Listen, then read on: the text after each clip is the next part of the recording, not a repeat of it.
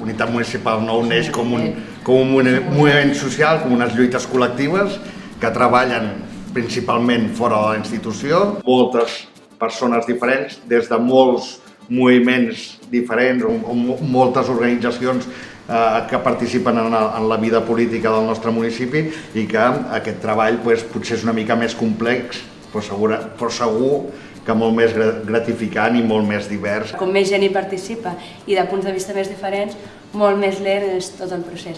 Avantatges? Doncs en deu tenir molts, però segurament és que és la nostra forma de ser i tampoc hem pensat.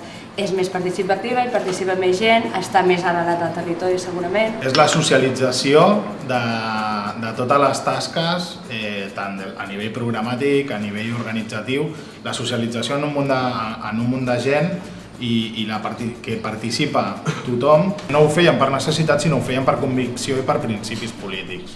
Contra el que hem lluitat és el que afecta la professionalització de la política i entenem que això no vol dir que l'ocupació de determinats càrrecs impliqui deixar la feina o el que sigui.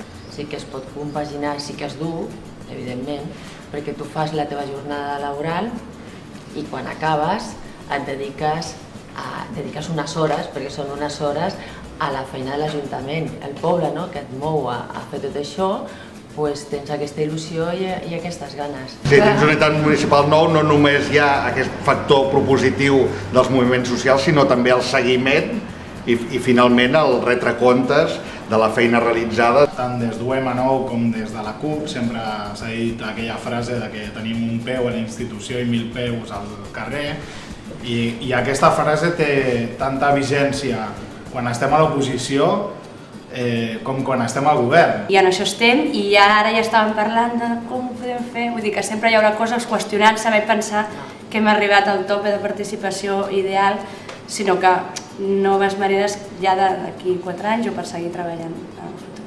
Els mateixos grups socials que estan en lluita al carrer o fora s'han trobat amb la necessitat que han de trucar a la porta de l'Ajuntament, han de proposar mocions, moltes necessitats que estan al carrer i arriba un moment que s'ha de fer una confluència, s'ha de treballar conjuntament per arribar a cobrir aquestes necessitats i clar, des del moviment social mai arribarà a trobar aquesta necessitat dintre d'un ajuntament.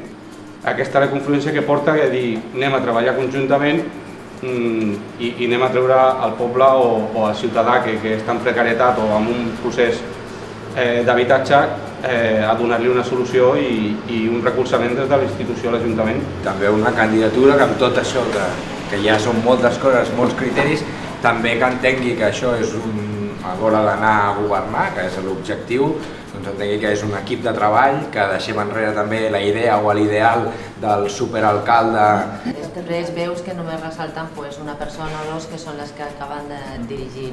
Aquí no, aquí sempre hem treballat així, en grup, i s'han discutit tots els temes, o sigui, és igual que sigui de l'àmbit d'educació com si és d'urbanisme, totes treballen al si del grup i del govern. Preferim presentar-nos com un equip de treball que som capaços de governar i de tirar endavant propostes, però sempre des del col·lectiu. En canvi, el que proposem és un equip de treball amb l'experiència, amb les capacitats, amb tot per tirar endavant el municipi. Creiem que aquest canvi iniciat ara fa un any i mig, que ha de ser possible gràcies a una majoria social que representi UM9 CUP, ha de ser imprescindible per construir un municipi i un país